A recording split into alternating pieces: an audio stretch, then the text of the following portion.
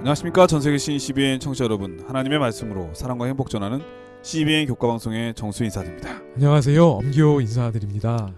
네, 얼마 전에 우리나라에 아주 나쁜 소식도 있지만 좋은 소식도 있었어요. 네, 어떤 좋은 소식이 있었죠, 요새? 네, 전혀 생각지 않은 우리나라 영화가 미국 주류 사회만 받을 수 있었던 아카데미상을 4개나 수상했다고 하는 소식이 아주 전국을 들썩이게 했잖아요. 네, 저도 조금은 들어봤어요. 저는 아직 그 영화를 보지 못했지만, 네네. 저는 이제 그 인터뷰 가운데 이런 얘기를 들었어요. 네. 우리는 선을 넘어서 도전한다는 생각을 했지만 오히려 오스카가 선을 넘었다.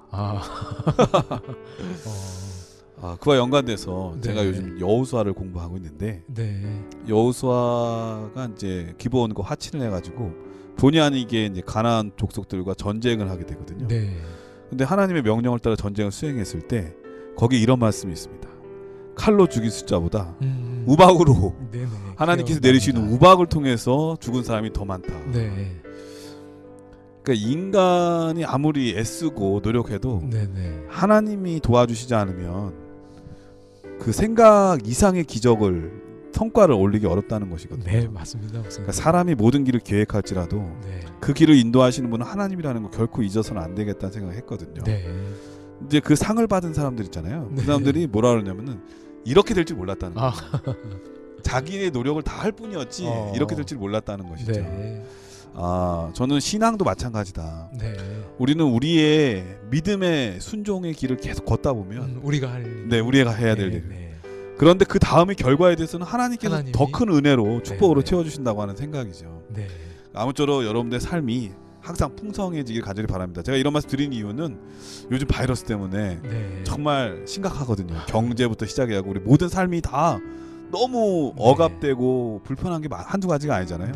이럴 때 우리가 믿음대로 순종하고 믿음의 길을 잘 전진하여 나간다면 그 다음에 하나님께서 우리의 길을 좋은 길로 인도해 주시지 않을까, 그런 생각이 들어서 희망의 마음을 갖자, 이런 마음으로 여러분에게 말씀을 드렸습니다. 자, 오늘은 다니엘 9장을 연구하는 제 10번째 시간입니다. 제목은 고백에서 위로로라고 하는 제목인데, 먼저 기억절 말씀을 읽어드리겠습니다. 주여 들으소서, 주여 용서하소서, 주여 귀를 기울이시고 행하소서, 지체하지 마옵소서. 나의 하나님이여, 주 자신을 위하여 하시옵소서. 이는 주의 성과 주의 백성이 주의 이름으로 일컫는 바 됨이니이다.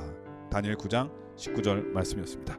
이번 교과의 제목이 고백에서 위로로라고 하는 제목인데 어떤 말씀인가요? 네, 이번 과는 다니엘서 9장을 연구하게 됩니다.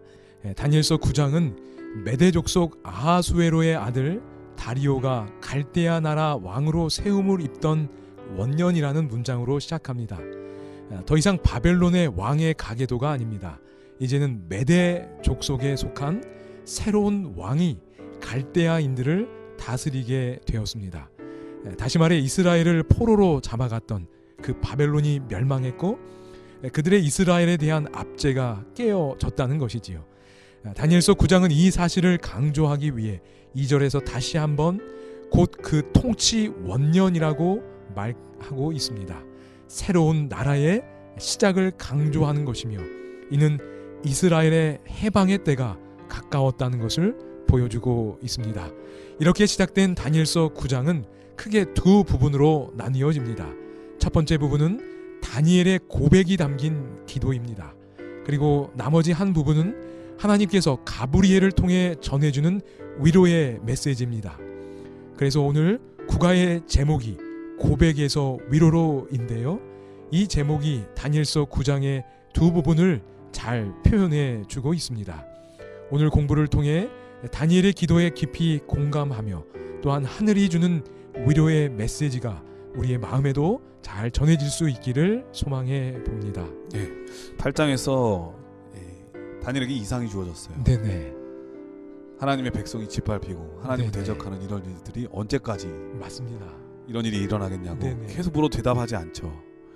그러다가 수일 동안 앓고 그리고 그 답을 얻기 위해서 얼마나 많은 기도를 했겠습니까? 이게 아마 10년 정도 시차가 있는 것 같습니다. 그러니까 그 오랜 세월 동안 그 이상을 깨닫기 위해서 다니엘이 많이 기도했을 텐데 이렇게 오랜 시간 후에 주어졌다는 사실. 그래서 그 기별이 오늘 9장에 주어졌는데 이 9장의 기별을 우리 엄기호 목사님을 통해서 오늘 배워보도록 하겠습니다. 꽤 오랜 시간 만에 주어진 기도의 응답. 그러니까 우리는 기도를 멈추지 말아야 됩니다. 네, 맞습니다. 기도하면 하나님께서 응답해 주심을 또 다니엘을 통해서 알게 되고 또 그 예언의 말씀은 무엇인지 우리 엄기호 목사님 통해서 배워보도록 하겠습니다. 자, 그럼 말씀에 앞서 찬미 듣고 시작합니다. 여기는 말씀의 방송 CBN 코리아입니다.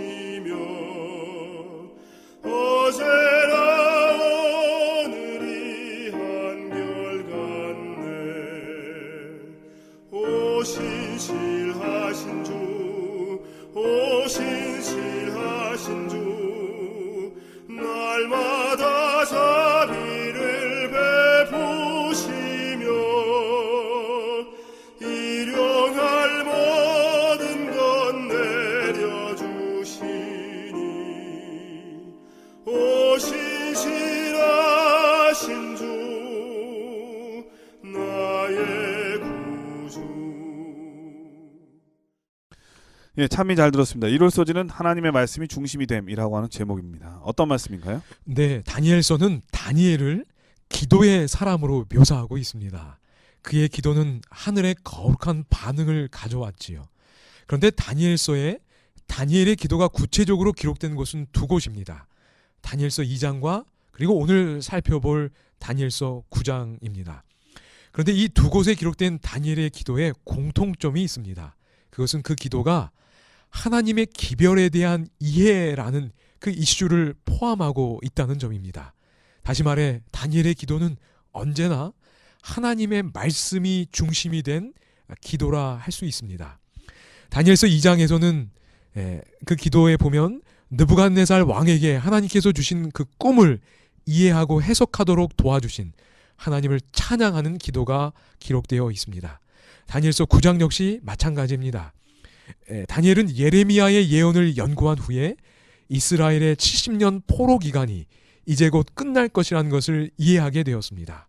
그런 깨달음 속에서 드린 기도가 다니엘 9장의 기도입니다. 네, 그래서 다니엘 6장에 보면 그 기도 때문에 사자굴에 갇히기도 했죠. 그지요. 그걸 포기할 수 없어서 그렇게 됐는데 다니엘서 9장 2절 말씀 보겠습니다. 곧 그 통치 원년에 나 다니엘이 서책으로 말미암아 여호와의 말씀이 선지자 예레미야에게 임하여 고하신 그 연수를 깨달았나니 곧 예루살렘의 황무함이 70년 만에 마치리라 하신 것이니라. 네, 다니엘은 하나님께서 선지자 예레미야를 통해 주신 약속이 실현될 때가 가까웠다는 것을 깨닫게 됩니다. 그리고 그 약속대로 이루어 주시기를 기도하는 것이지요. 우리 시조사에서 출간된 다니엘서 표준강의 202페이지에는 다음과 같은 기록이 있습니다. 다니엘은 이 일들에 대하여 생각하면서 성경을 펼쳐놓고 기도하였다. 이는 우리도 마땅히 따라야 할 모본이다. 우리는 하나님의 말씀에서 귀중한 약속들을 발견한다. 그런 후 이 약속들을 기도로서 그분께 가져가 우리의 삶과 교회에서 그것들이 성취되도록 탄원하는 것은 마땅한 일이다. 네, 우리도 다니엘처럼 성경에서 하나님의 약속을 발견하고 그리고 그 말씀을 힘입어 기도할 수 있으면 참 좋겠습니다. 그리고 아울러 또 기억할 것은 여전히 다니엘은 다니엘서 8장에 주어진 그 2300주야와 관련된 예언을 아직 이해하지 못했고 그 이해를 위해 계속해서 기도하고 있다는 것을 기억하면 좋겠습니다. 그리고 그 기도에 대한 응답으로 하나님께서 가브리엘을 통하여 위로의 메시지, 깨닫도록 도와주는 기별이 주어진다는 것을 기억하면 다니엘서 8장과 9장이 떨어져 있고 또 시차도 있지만 연결되었다는 것을 알게 되는데요. 다니엘서 9장 23절에 보면 가브리엘이 이렇게 와서 다니엘에게 이렇게 말합니다. 너는 크게 은총을 입은 자라. 그런즉 너는 이 일을 생각하고 그 환상을 깨달을지니라. 그런데 여러분, 다니엘서 9장에는 다니엘에게 주어진 환상이 없습니다. 앞부분은 기도입니다. 그럼 이 환상이 무엇인가? 다니엘서 8장에 주어졌던 그 환상, 특별히 깨닫지 못했던 2300주야와 관련된 그 환상이라는 것을 기억하면서 그 2300주야에 대한 깨달음이 이스라엘 백성들이 포로 생활했던 70년 그 기간에서 회복되고 또 이스라엘을 위한 구원의 계획과 연관되어 주어진다는 것을 여러분이 기본적으로 기억하면 좋겠습니다. 네, 1월 서지는 하나님의 말씀이 중심이 됨이라고 하는 제목인데, 기도를 해도 네. 하나님 말씀을 중심으로 해서 기도해야 될 것 그렇죠. 같습니다. 네. 우리는 말씀과 상관없이 내 생각, 내 감정, 내 주장을 할 때가 네. 많거든요. 근데 다니엘은 이제 예레미야 서책을 통해서 하나님의 약속이 성취될 날을 바라보면서 네. 그 회복과 이 이제 어떤 면에서 정결이죠. 그렇죠. 정결케 네. 되는 그런 성소의 장면을 보면서 하나님께 기도했을 때 그 네. 기도의 응답으로 오늘 9장의 기별을 주어졌다는 사실 배울 수가 있었습니다.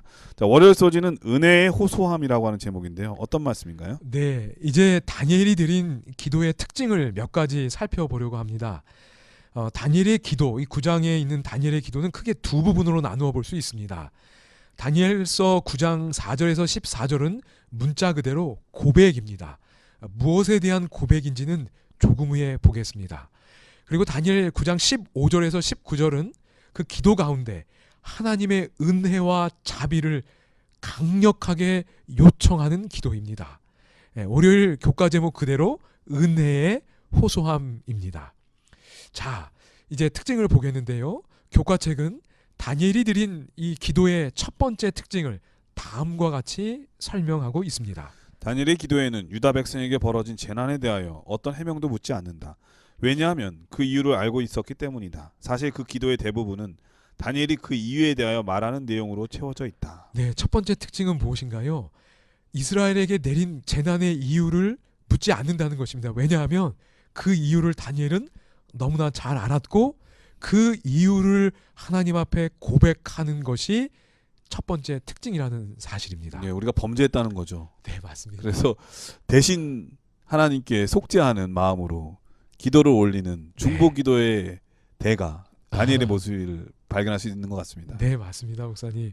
이 다니엘서 표준 강의 203페이지는 또 이런 설명이 있습니다.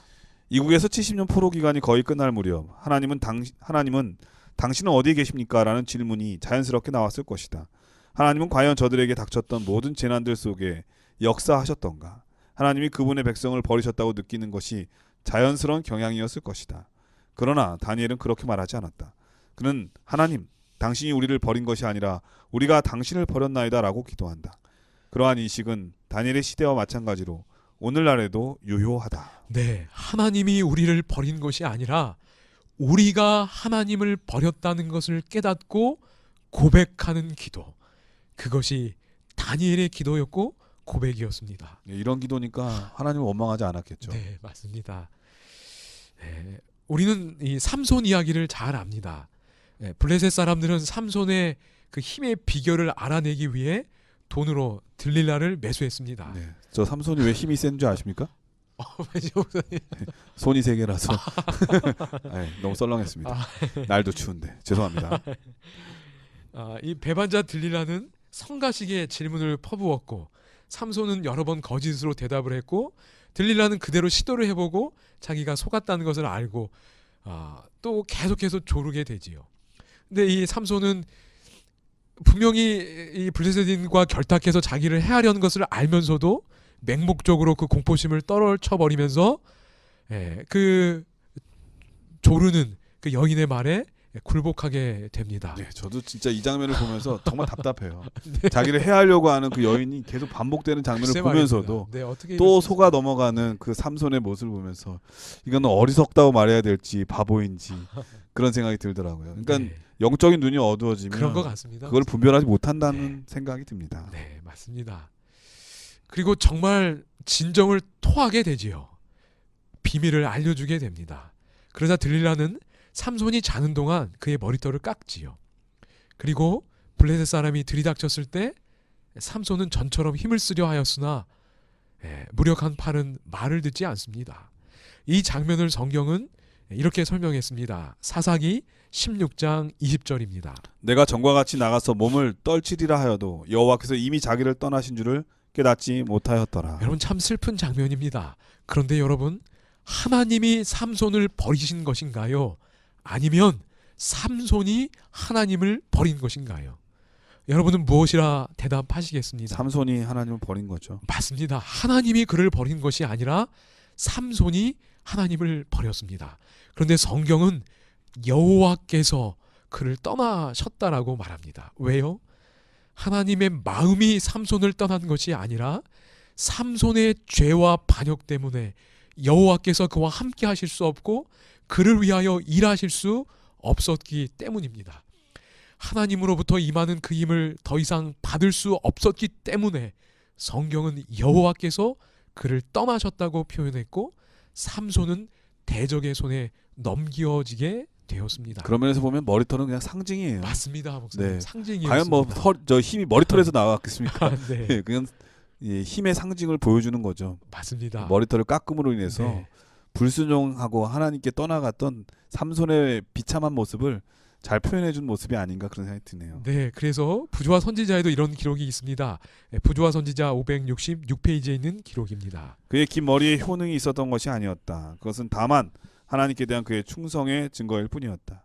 그리고 정욕의 방종으로 그 상징을 잃어버렸을 때에 그것이 나타나는 축복도 역시 상실되었다. 네, 이렇게 하나님을 배반하고 하나님을 떠났을 때 이런 비극적인 일이 일어났는데 이것이 이스라엘 역사에서도 그대로 반복되어 나타났다는 것입니다. 그리고 다니엘은 바로 이 사실, 우리가 하나님을 떠났기 때문에 그런 재난이 일어났다는 것을 깨달았고 알고 그것을 민족을 대표하여 자신을 포함시켜서 하나님 앞에 그 허물과 죄를 고백했다는 것입니다. 다니엘 9장 10절 말씀입니다. 우리 하나님 여호와의 목소리를 듣지 아니하며 여호와께서 그의 종 선지자들에게 부탁하여 우리 앞에 세우신 율법을 행하지 아니하였음이니이다. 오늘 우리도 우리의 허물을 깨닫고 하나님 앞에 진실되게 고백하는 기도가 필요합니다. 특별히 저도 목회자로서 교회의 작은 지도자를 할 수 있을 텐데요. 나의 허물 그리고 교회의 허물을 깨닫고 그것을 누군가에게 알려주고 말하기 이전에 다니엘처럼 나를 포함시켜서 하나님 앞에 허물을 고백하는 기도를 꼭 드려야겠다는 그런 소망을 저 개인적으로도 갖게 됩니다. 네, 우리가 생각하지 않은 결과를 얻었을 때에 네. 자기가 행했던 행동들은 또 마음가짐을 살피지 않고 네. 내가 뜻하지 않은 결과를 주신 하나님에 대해서 원망할 때가 많거든요. 네. 여호수아도 그랬잖아요. 네. 여호수아도 아이성한테 아이성. 패배한 네. 다음에 자기가 하나님께 묻지 않은 죄에 대해서는 얘기하지 않고 네. 하나님께 원망하는. 근데 거기 주석에 보면 참 또 멋지게 네. 그래도 기도하는 그런 장면은 칭찬할 만하다. 네. 우리 기도해야 되겠습니다. 네, 맞습니다. 특별히 기도할 때 이 다니엘처럼 네. 우리의 잘못을 되돌아보면서 네. 회개와 함께 드리는 기도 그리고 하나님의 은혜를 간구하는 기도가 되면 좋겠다는 생각이 많이 드네요. 네. 자, 두 번째는 또 어떤 게 있을까요? 다니엘의 네. 두 기도 번째 가운데? 특징에 대해 교과책은 이렇게 설명하고 있습니다. 이 기도는 하나님의 은혜에 대한 호소 곧 그들이 죄를 짓고 악을 행했을지라도 자기 백성을 용서하시는 하나님의 자발성에 대한 호소였다. 네. 내가 하나님을 떠났음을 깨닫고 허물과 죄를 고백하며 하나님의 은총을 구하는 기도. 그것이 다니엘이 드린 기도의 두 번째 특징입니다. 우리가 허물을 깨닫고 고백하며 하나님의 은총을 구할 때 하나님은 정말 기뻐하시고 은총을 우리에게 주시기를 기뻐하시리라 생각합니다. 다니엘이 드린 기도의 세 번째 특징은 하나님의 이름과 명예에 대한 호소입니다. 다니엘서 9장 19절 말씀입니다. 주여 들으소서 주여 용서하소서 주여 귀를 기울이시고 행하소서 지체하지 마옵소서 나의 하나님이여 주 자신을 위하여 하시옵소서 이는 주의 성과 주의 백성이 주의 이름으로 일컫는 바 됨이니이다. 네, 하나님의 이름을 높이고 하나님께 영광 돌리고자 하는 그 간절한 마음이 여기 잘 나타나 있습니다. 내가 이 백성이 이 성이 주의 이름으로 일컫는 바 됨이라고 말하면서 하나님의 이름을 위하여 회복시켜 달라고 기도하는 다니엘의 마음을 우리가 느낄 수 있습니다. 이것이 지난 시간 본 것처럼 성소를 정결하게 하는, 하나님의 이름을 회복하고자 하는 그 진실된 마음이고요. 이것이 회개하는 자들에게 주시는, 하나님이 하늘로부터 주시는 그런 마음이라고 생각합니다. 예. 성소가 회방되고 무너져가는 모습을 보면서 다니엘이 이런 마음가짐으로 하나님께 기도했으니 네, 어찌 하나님께서 그에 대한 기도를 응답하지 않을 수 있으며, 맞습니다. 또 그렇게 노력하는, 이미 성소가 정결하게 하기 위해서 준비되어 있는 이 다니엘 같은 사람이 있는데 네, 하나님께서 그 일을 이루지 않을 이유가 없겠다, 그런 생각이 듭니다. 네. 우리도 이와 같은 기도를 드리는 저와 여러분 되셨으면 정말 좋겠습니다. 화요일 소지는 도고의 가치라고 하는 제목인데 어떤 말씀인가요? 네, 이 도고의 가치인데요. 도고라는 말이 좀 낯설게. 도구 아니에요? 도구? 도고? 네, 도고라는. 도구가 무슨 뜻인가요? 그지요. 제가 인터넷 국어 사전에도 찾아봤는데요.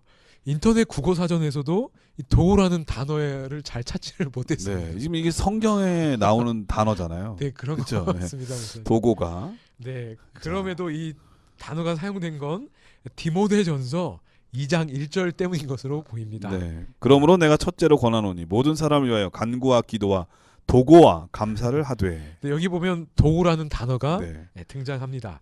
그런데 새번역 성경은 이것을 중보기도라고 번역했고요. 아. 네, 쉬운 성경은 다른 사람을 위해 중보기도하는 것이라고 번역했습니다. 화요일 소지는 중보 기도의 가치네요. 네, 뭐 쉽게 우리가 네. 이해하면 그렇습니다. 근데 그렇게 도고라고 이렇게 어렵게 썼어요. 이유가 또 이제 제시가 되는데요. 네, 어떤 이유가 있을까요? 네, 왜냐하면 아마도 디모데전서 2장 5절 때문인 것으로 보입니다. 디모데전서 2장 5절 말씀입니다. 하나님은 한 분이시요 또 하나님과 사람 사이 중보자도 한 분이시니 곧 사람이신 그리스도 예수라. 바로 이 말씀 때문인데요. 참된 중보자는 오직 한 분 예수님이고 그분이 우리를 위해 드리는 그 기도만이 참된 중보의 기도라는 생각 때문에 다른 사람을 위해 사람이 드리는 기도를 도고라고 표현한 것으로 보입니다. 네. 그래서 특별히 이 한국어 교과는 중보 기도와 도고를 좀 구분하기를 원하는 것으로 보이고요. 그래서 그렇게 좀 하기를 제안한 것으로 보이고, 근데 영문 교과에서는 제가 그렇게까지 제안하는 것은 보지 못했습니다. 그냥 인터세션이라는 단어가 쓰였는데 그것 자체가 남을 위한 기도이기 때문에 네. 이 정말 여기 한글 교과의 제안처럼 중보기도 대신에 도고라는 단어가 사용될 수 있을지는 잘 모르겠습니다. 중요한 것은 우리가 그러니까 그 의미를 좀 살리면 좋을 것 같습니다. 대신 기도하는 사람이 되자, 이런 말씀이시잖아요. 네네. 근데 어쨌든 참된 중보기도는 오직 예수님의 기도고 우리가 다른 사람을 위해 기도하는 의미를 좀 살리면 좋을 것 같은데요. 세종대왕님께 감사해야 됩니다. 우리 이렇게 다양한 표현력이 있어요. 네. 네. 그래서 이 도고로 표현된 이 중보기도의 가치에 대해 교과책은 이렇게 설명합니다. 우리가 가족, 친구 또는 다른 사람이나 어떤 상황을 위해 기도할 때 하나님은 우리의 기도를 들으시고 개입하신다. 네, 이것이 바로 이 중보기도, 이 도구로 표현된 그 다른 사람을 위한 기도의 가치입니다. 하나님이 우리의 기도를 들으시고 하나님이 개입하실 수 있다는 것입니다. 때로 그 기도의 응답이 지체되는 것처럼 보일지라도 하나님께서 그 백성의 필요를 아시고 잊지 않고 일하기 위하여 계획하셨고 또 그렇게 활동하신다는 것을 우리는 꼭 믿고 기도해야 할 것입니다. 선지자 다니엘은 이 사실을 잘 알았습니다. 그래서 그는 하나님과 백성 사이에서 그의 백성을 위한 기도를 드렸습니다. 그 기도 한 두 구절 정도, 너무 멋진 구절 한번 잠깐 보겠습니다. 다니엘서 9장 16절 17절입니다. 주여 구하옵나니 주는 주의 공의를 따라 주의 분노를 주의 성 예루살렘 주의 거룩한 산에서 떠나게 하옵소서. 이는 우리의 죄와 우리 조상들의 죄악으로 말미암아 예루살렘과 주의 백성이 사면에 있는 자들에게 수치를 당함이니이다. 그러하온즉 우리 하나님이여 지금 주의 종의 기도와 간구를 들으시고 주를 위하여 주의 얼굴빛을 주의 황폐한 성소에 비추시옵소서.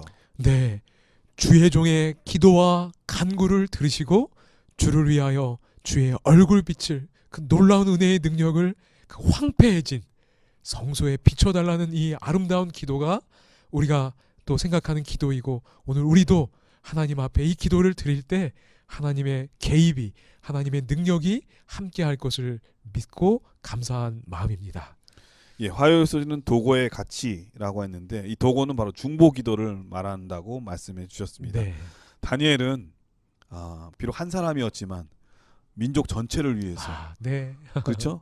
그리고 맞습니다. 또 구원받아야 될 많은 사람들을 위해서 대신 기도했기 때문에 네. 하나님께서 그에게 기도에 응답해 주셨고 그에 따라서 그 이상에 대한 해답을 맞습니다. 구장을 통해서 주시지 않았나 이런 네. 생각이 듭니다.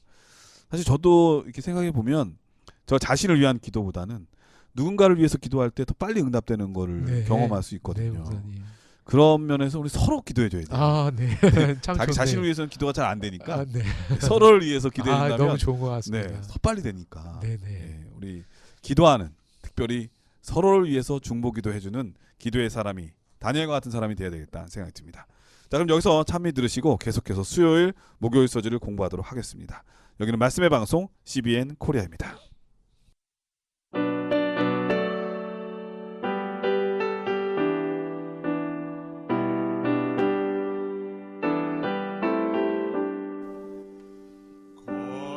걸음마다 주와 함께 숨 쉴 때도 주와 함께 언제든지 주와 함께 내 생활 모두 기도라 기도 시간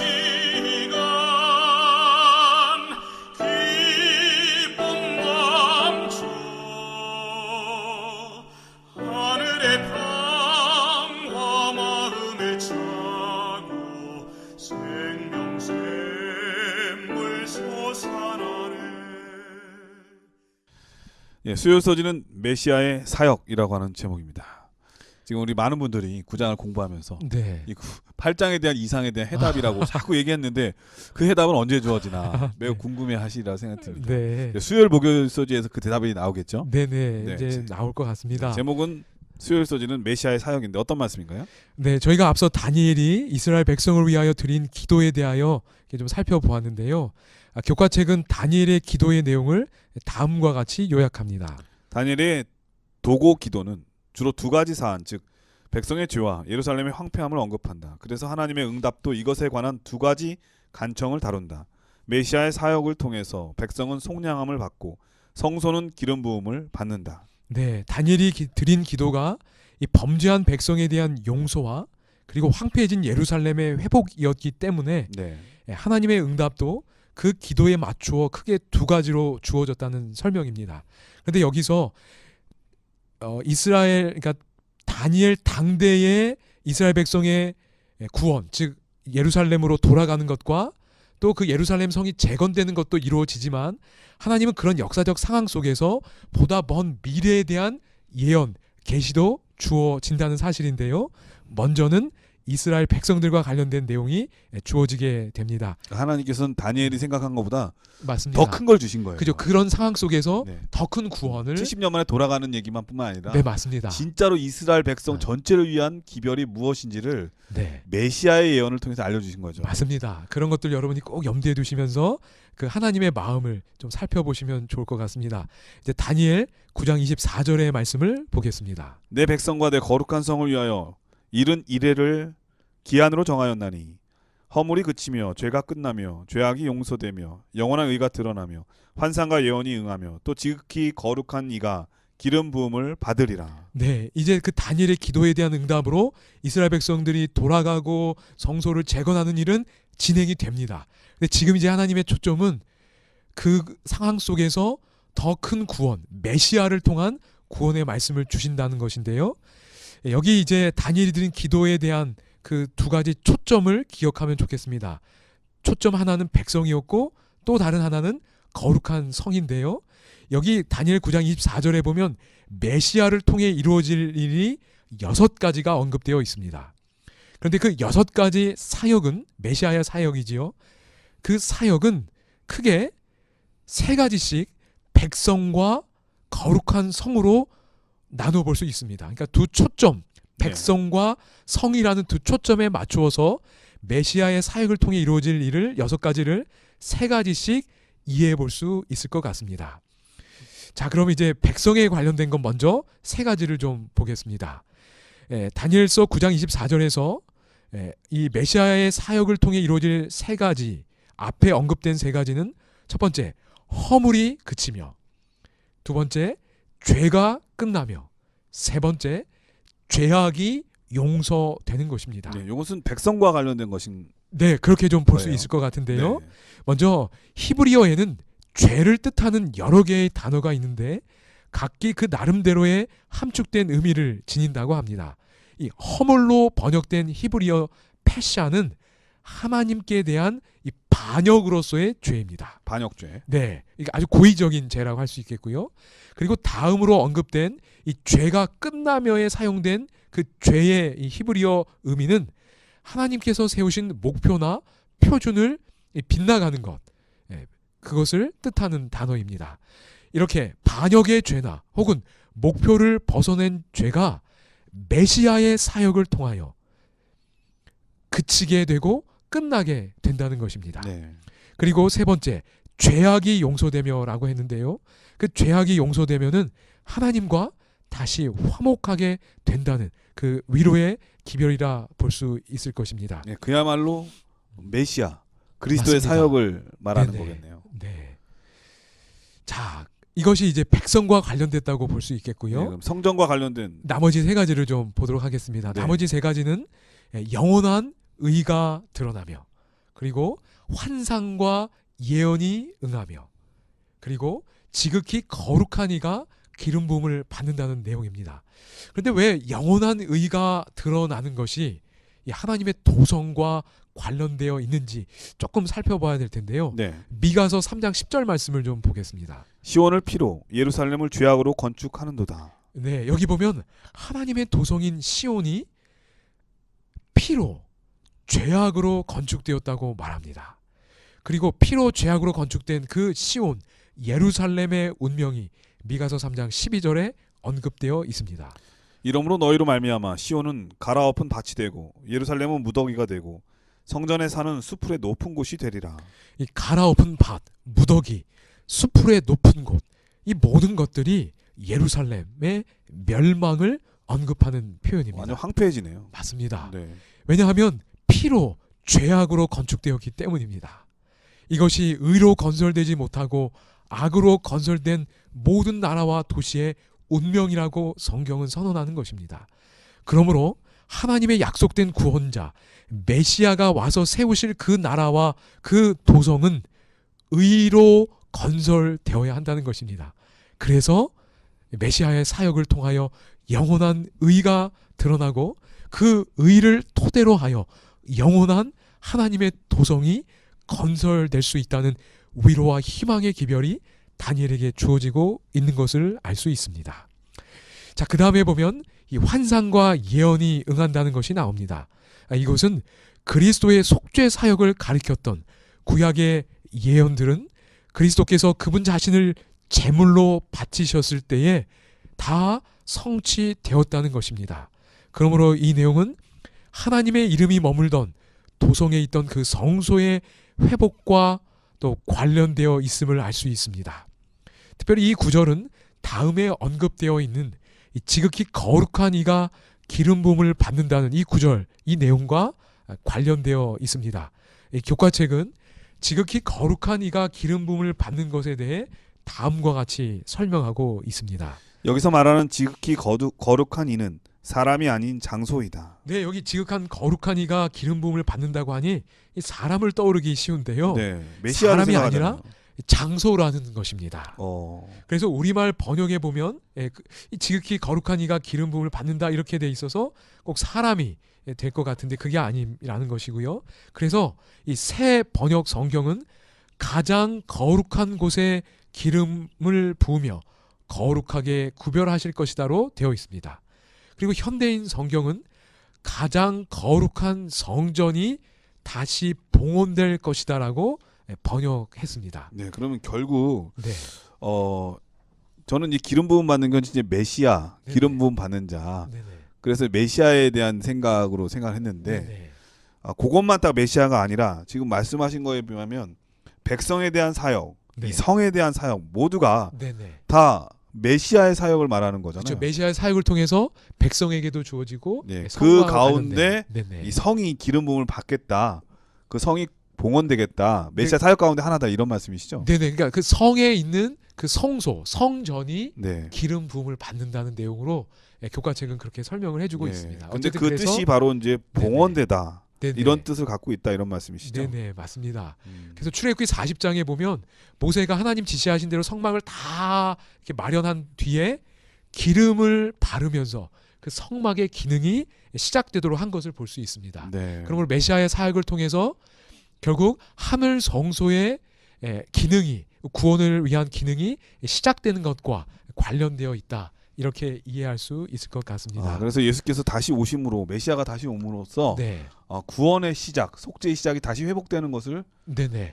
이제 이 다니엘의 기도를 통해서 응답으로 주어지셨다 이 말씀이 그렇죠. 그리스도의 지상 사역을 통해서 완전한 제물이 드려지고 그 제물 대신 그리스도가 하늘 성소로 가심으로써 이제 우리를 위한 그 구원의 중보의 사역이 하늘 성소에서 시작되는 것으로 이해할 수 있는 것으로 보입니다. 예. 좀 더 확대된 해석 표현이신 것 같습니다. 계속 말씀해 주시죠. 네, 그래서 어쨌든 여기 메시아의 사역이 이 다니엘, 이스라엘 백성의 구원을 간절히 사모하던 그리고 깨닫기를 원하던 이 다니엘에게 주어졌다는 것을 여러분이 기억하시고 오늘 우리도 이 메시아의 사역을 통해서 이러한 구원이 우리에게 주어진 것을 기억하고 그 구원을 누릴 수 있고 또 그 구원이 우리를 통해서 다른 사람들에게 전해질 수 있도록 기도하는 우리가 되면 참 좋겠습니다. 네, 수요일 소지는 메시아의 사역이라고 하는 제목인데 이 9장의 이 다니엘의 기도를 통해서 하나님께서 언제 이제 70년이 다 됐으니까 이스라엘의 회복에 대한 기도를 하자.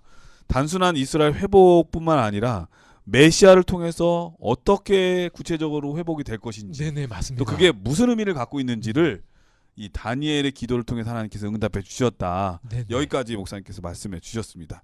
자, 그러면 오늘 교과의 하이라이트라고 할 수 있는 목요일 소지 예언의 달력 2300주야의 끝. 네. 이제 시작을 알아야 끝을 알 수 있는 거 아니겠습니까? 네네.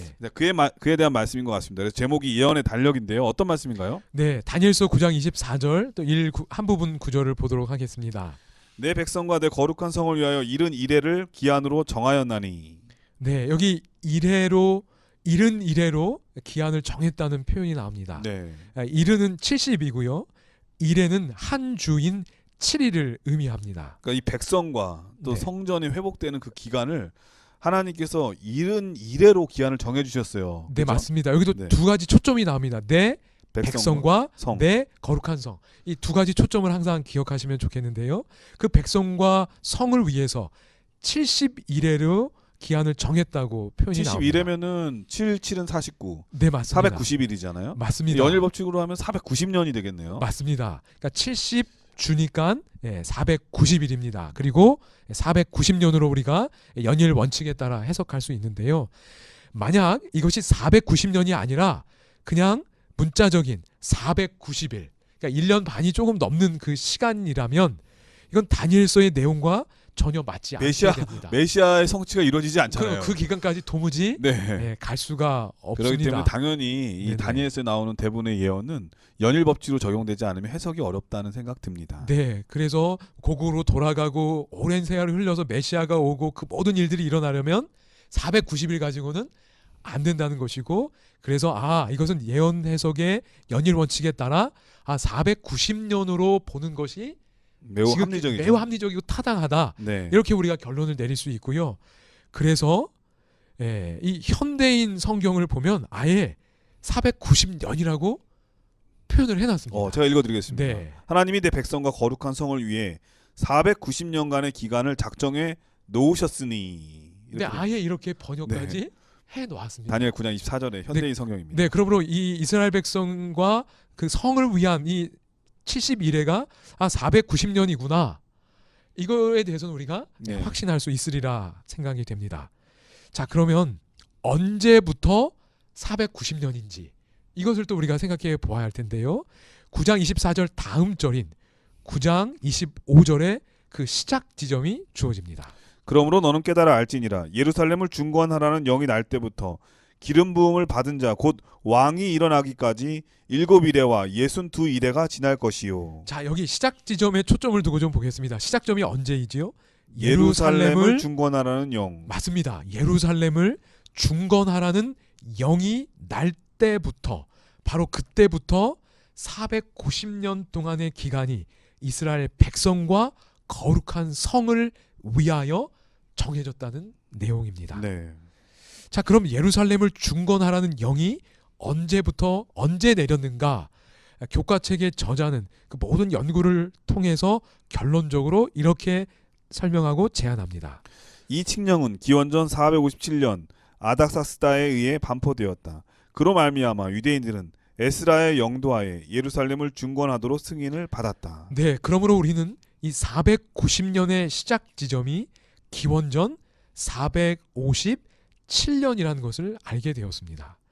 그리고 457년으로부터 시작되는 이 71회의 예언은 크게 세 부분으로 성경에 보면 나와 있습니다.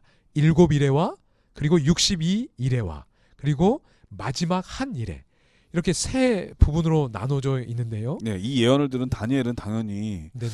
헷갈릴 거예요. 예루살렘 중건한 영이 여러 번 있었으니까. 네네. 근데 우리는 헷갈릴 게 없는 게 네. 여기 보면 기름 부음을 받은 자 곧 왕이 일어나기까지라고 말씀하셨잖아요. 네네. 그러니까 예수님으로부터 거슬러 올라가면 그렇죠. 거꾸로 올라가면 네, 역으로 올라가면 헷갈릴 게 없어요. 더 정확하게 계산할 바로 수 그렇기 있습니다. 때문에 확실하게 네, 이 맞습니다. 아닥사스다 7년 457년이 정확한 네네. 예루살렘 중건령이라고 할 수 있겠다 이런 생각이 네. 듭니다. 네, 맞습니다. 네, 목사님. 헷갈리면 이렇게 찾아보면 되죠. 예.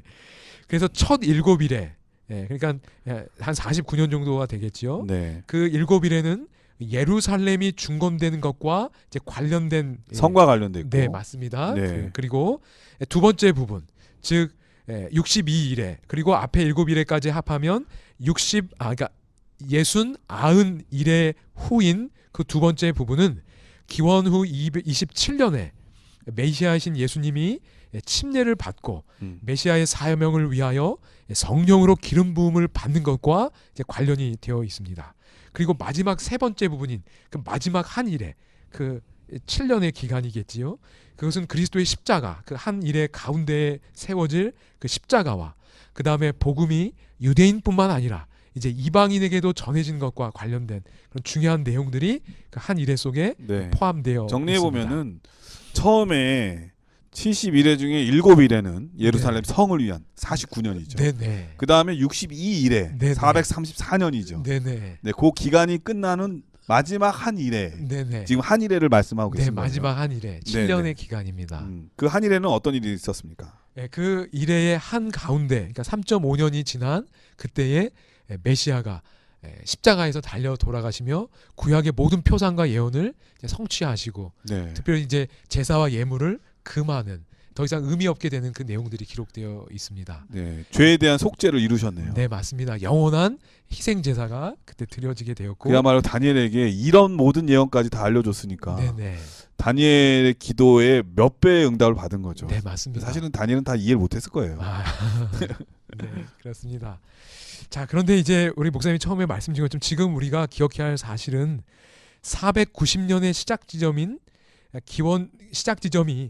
기원전 457년이었다는 것을 확인했는데요. 네. 그런데 사실 다니엘도 계속 궁금한 건 2300주야의 시작 지점이 언제 나는 거라는 네, 겁니다. 그 이상이 8장에 주어졌는데 네네. 수년 동안 네네. 지금 목사님 10년이라고 대략 말씀하셨지만 10년 정도라고. 네, 그 오랜 세월 동안 응답이 없었거든요. 네네. 그러다가 이 다니엘의 기도 덕분에 하나님께서 그에 대한 응답으로 주어졌기 네네. 때문에 사실 우리의 관심의 초점, 그리고 더 다니엘의 초점, 이 관심의 초점 중에 하나가 바로 그 짓밟힐 일이 어느 때까지냐. 네네, 맞습니다. 끝나는 날이 너무 기다려졌겠어요. 그럼 끝나는 걸 알려면 네. 시작되는 걸 알아야 하는데. 그래서 그 응답으로 주어진 게 바로 오늘 네네. 71회에 대한 네네. 약속이었다 이 말씀인 거잖아요. 네. 그러므로 끝나는 네. 시간 주어졌는데 시작하는 지점이 없기 때문에 네네. 그럼 시작하는 점을 71회로 봐야 되겠네요. 연관이 있네요. 응답으로 주어졌으니까. 맞습니다. 그거에 대한 응답으로 주어졌기 때문에 이스라엘 백성과 성을 위하여 주어진 그 71의 시작 지점인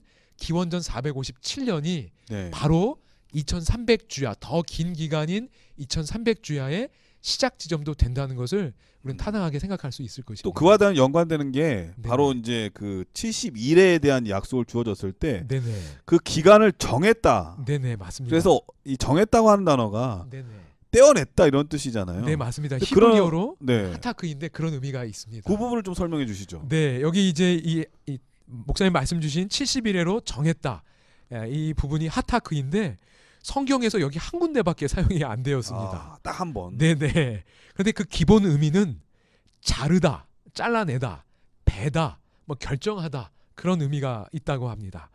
그러므로 우리는 지금 이 다니엘의 긴 흐름 속에서 살펴보면, 이 특별히 다니엘의 입장에서 살펴보면 2300년이라는 이 더 긴 기간 가운데, 하나님의 구원의 계획 더 긴 기간 가운데 490년이라는 시간을 다니엘이 속한 유대 백성과 이스라엘 그 예루살렘 성을 위하여 따로 잘라놓았다, 따로 정해놓았다, 이렇게 이해할 수 있다는 것입니다. 그러면은 이 네네. 490년 71회에 대한 예언은 네네. 2300주야 안에 포함된 그렇죠. 기간임을 알 수가 있네요. 맞습니다.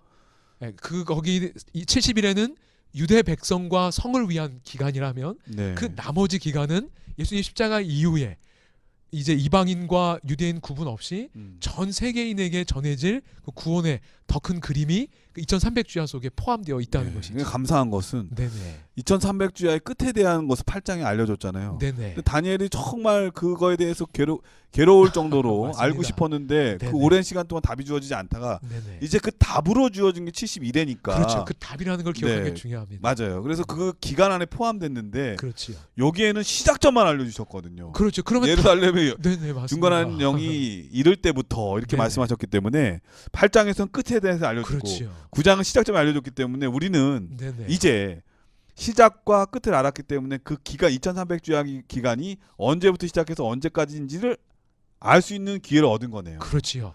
그러니까 네. 71회의 그 시작점이 곧 2300주야의 시작 지점이라는 것을 그러면 확인하게 2300 됩니다. 시작은 예루살렘 중간하는 영, 그렇지요. 기름 부음이 날 때까지 그 기간을 역으로 했을 때 457년이면은 네, 457년부터 457년부터 계산을 해야 되겠네요. 계산하면 2300주야의 끝이 그러면은 언제인지 2300주 알 수 끝은 언젠가요? 결국 1844년이라는 4년. 것을 우리가 이제 확인하게 됩니다. 그러면 성소가 정결함을 입으리라. 네네. 그 예언의 성취는 1844년으로 네네. 그 기준점을 잡을 필요가 있겠네요. 네, 그때 예수님의 사역에 대단히 중대한 변화가 일어났다는 것을 알 수 있고 성경적으로 역사적으로 우리가 연구를 해보면 정말 놀라운 일들이 일어났다는 것을 확신하게 됩니다. 결국 유대 절기적으로 대속죄일과 관련이 있고 그렇지요. 예수님께서 성소 정결은 대제사장으로서 그러면 지성소 안으로 그렇지요. 그 1년 동안 그 피뿌림으로 인해서 휘장이 더러워진 네. 그 휘장을 걷어내기 위한 단 한 번의 시간, 네.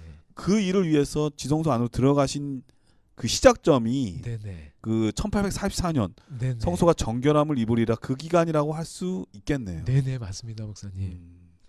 자, 오늘은 71회를 통해서 9장의 말씀을 통해서 네네. 그동안 우리가 알고 싶었던 8장에서 언급된 2300주야의 시작점을 어떻게 잡아야 할지를 9장을 통해서 알게 되었습니다. 그런 이유는 바로 다니엘도 그 기간에 대해서 알고 싶어 했거든요. 네네 맞습니다. 그래서 오랫동안 그 기간을 위해서, 그 일을 위해서 하나님께 기도하는 중에 맞습니다. 예루살렘 회복을 위해서 다니엘이 예레미야 서책을 보면서 기도할 그때에 가브리엘 천사를 통해서 8장의 예언을 이제 와서 네 맞습니다. 9장을 통해서 네네. 응답으로 주어졌다는 네네. 사실. 네. 그렇기 때문에 8장과 9장은 하나의 이상을 가지고 하나의 해답으로 9장에서 주어져서 풀 수 있게끔 네. 그 키를 주셨다. 네네. 이렇게 이해할 수가 있겠네요. 자, 목요일 소지는 예언의 달력이라고 하는 제목이었습니다. 다니엘은 자신의 성이 회복되는 것을 위해서 기도했지만 네. 하나님께서는 성뿐만 아니라 인류의 회복을 네. 위해서 메시아의 사역을 알려주셨고 네. 그 기간을 통해서 성소가 정결할 때가 언제까지인지 2300주의 예언이 풀 수 있는 그 해답마저도 9장에서 주어졌음을 알 수가 있게 되었습니다. 자, 그러면 우리는 조금 더 연구할 필요가 있겠습니다. 네, 목사님 맞습니다. 성소의 정결은 네. 어떤 의미가 있고 그때는 무슨 사역이 시작됐고 네. 어떻게 됐는지. 네. 사실 이 1844년은 매우 중요한 시점을 갖고 있죠. 네, 맞습니다. 역사적으로는 중세기에 잃어버렸던 여러 가지 땅에 들어졌던 진리, 네. 뭐 안식일 진리라든지 성소 진리라든지 속죄 진리라든지 영원 불멸에 대한 잘못된 오류 같은 것. 근데 반대적으로 또 이것을 방해하기 위한 사단의 전략도 많았죠. 네, 회의론적 철학, 공산주의, 그리고 고등 비평을 통해서 성경을 소설로 만들어 버리는 그런 악한 일들도 있었습니다. 이 기점을 통해서 예수님의 사역의 변화가 시작됐다고 하는 것, 우리는 이제 알게 되었습니다. 그러고 보면 예수님의 재림이 그만큼 가까워졌다는 것을 알게 되죠. 마찬가지로 우리가 대속죄일에 대제사장이 그 휘장을 거두러 안으로 들어간 다음에 그 마지막 속죄일을 다 마치고 휘장을 걷어서 나오는 그 순간이면 끝나잖아요. 바로 우리 그 순간에 살고 있음을 시기적으로 이 시점을 통해서 예언의 달력을 통해서 배울 수 있고 깨달을 수 있었다고 생각되어집니다. 목사님께서 이번 교과를 간략히 정리해 주시고 기도하고 마치도록 하겠습니다. 오늘 우리는 다니엘의 기도와 그 기도에 대한 응답으로 주어진 하늘의 위로의 기별을 살펴보았습니다.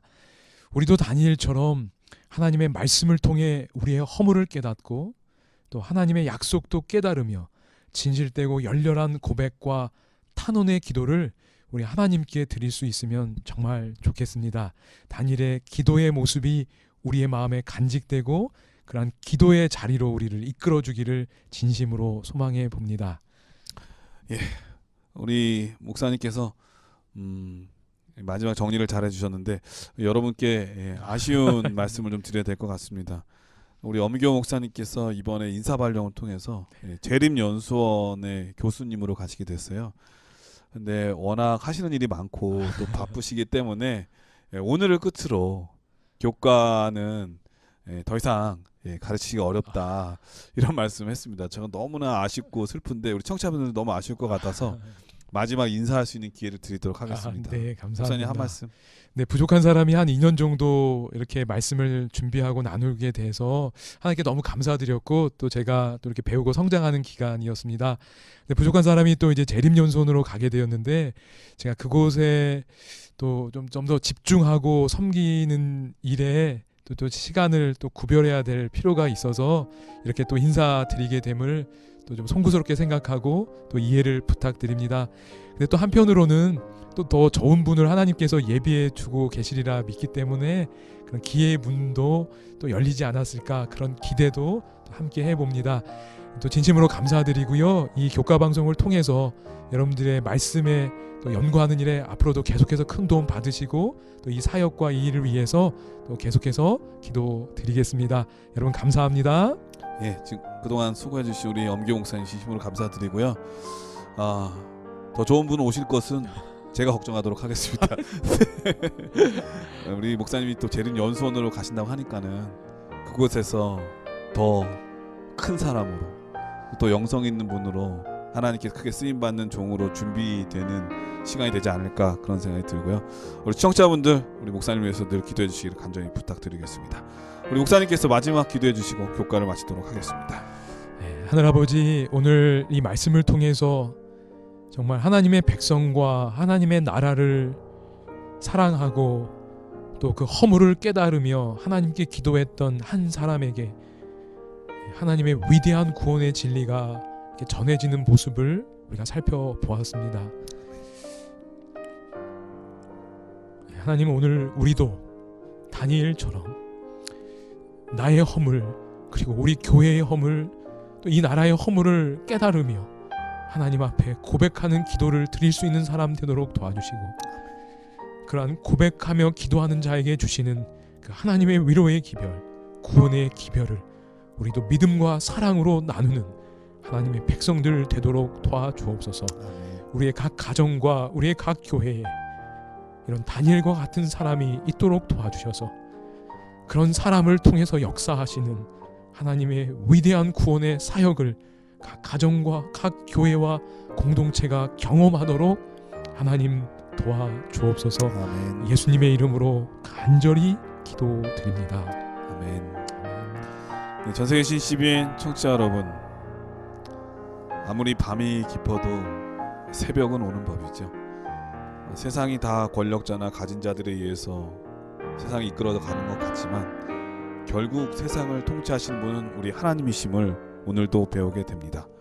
아무쪼록 하나님의 살아계심을 한 주일 동안 많이 경험하시면서 그분의 은혜의 찬송과 영광을 돌리는 저와 여러분 되시길 간절히 축원드립니다. 저희는 다음 주에 더 좋은 모습으로 찾아뵙도록 하겠습니다. 안녕히 계십시오. 여러분 감사합니다. 안녕히 계십시오.